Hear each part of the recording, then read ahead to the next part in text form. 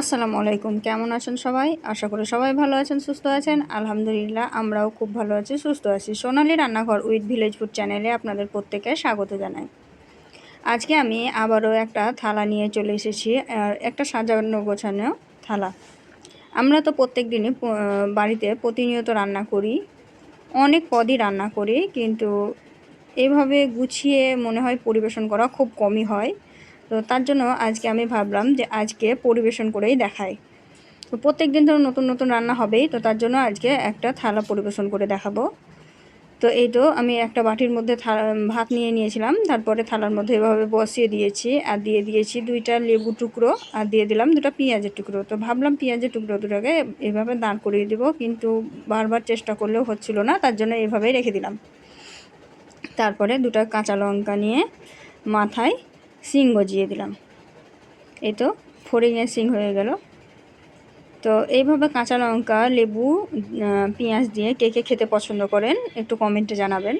তো তারপরে দিয়ে দিলাম আলু চোখা বা আলুর সানা, যে যা বলেন তাই। এটা কাঁচা লঙ্কা, কাঁচা পেঁয়াজ আর তেল দিয়ে লবণ দিয়ে আলুটাকে সানা করে নিয়েছিলাম। তো আলু ভর্তা দিয়ে দিলাম। এখন আমি এইখানে একটা বাটি নিয়ে নিয়েছি, কারণ থালাটা ছিল খুব শর্টের মধ্যে, আর যেহেতু মাছটা ঝোল ছিল তাই ভাতের মধ্যে দিলে কিন্তু ঝোলটাতে থালাটা নষ্ট হয়ে যেত। তার জন্য কিন্তু আমি এখানে একটা বাটি নিয়ে নিয়েছি, আর বাটির মধ্যে দিয়ে দিলাম মাছ।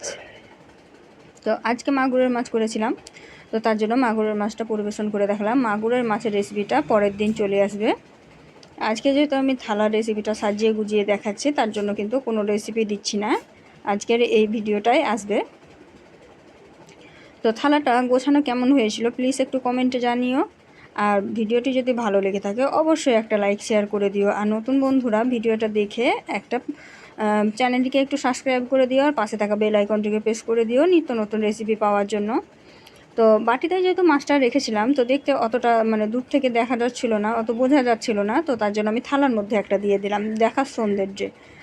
তো এটা থালার মধ্যে দিয়ে দিলাম। আর একটা বাটিতে আমি শাক নিয়ে নিয়েছি, এটা হচ্ছে পুনকা শাক ভর্তা রেসিপি। তো এটা পুনকা শাক ভর্তা রেসিপি একটা আসবে। তো যা যা মেনু ছিল আজকে দুপুরের লাঞ্চ মেনু, তো সেটাই আজকে আমি পরিবেশন করে দেখালাম। তো সাধারণ একটা খাবার পরিবেশন করার পরে দেখুন কতটা সুন্দর লাগছে। তো আজকে দুপুরের মেনু তো যা যা ছিল সেটাই কিন্তু আপনাদেরকে দেখালাম। দেখুন আমি একটু কাছ থেকে দেখিয়ে দিচ্ছি আপনাদেরকে কতটা সুন্দর লাগছে। তো এই ধরনের সাদামাটা খাবার কিন্তু আমরা সব সময় খেয়ে থাকি আর বাড়িতে তৈরি করে থাকি, কিন্তু একটু পরিবেশন করা হয় না। তো তার জন্যই পরিবেশন করে দেখিয়ে দিলাম। তো আমার পরিবেশনের পদ্ধতিটা আপনাদেরকে কেমন লাগলো একটু কমেন্টে জানাবেন।